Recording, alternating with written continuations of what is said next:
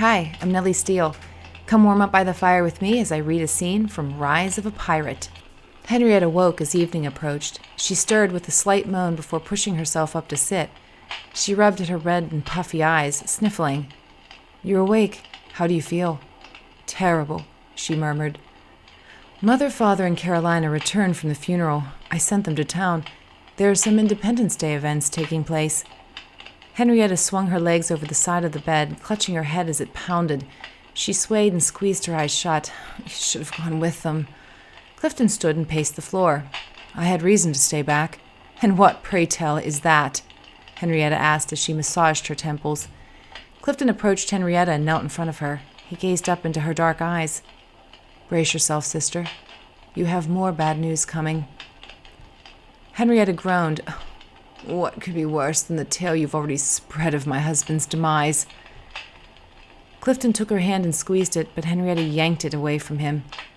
Do not dally with your dreadful announcement, brother. I am certain you are chomping at the bit to share it. Clifton's mouth formed a thin line as he stared at Henrietta. It gives me no pleasure to tell you this, Ree, despite what you may think of me.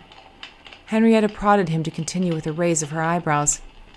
I'm afraid your troubles are only just beginning with William's death.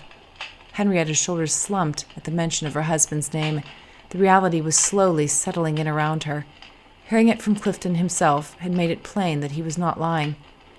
He's left you in rather a mess, Clifton continued. Yes, quite. He's left me alone in the world, she said, her voice cracking as she choked back emotion. That is not true, Clifton countered, though it is quite a bit worse than only that.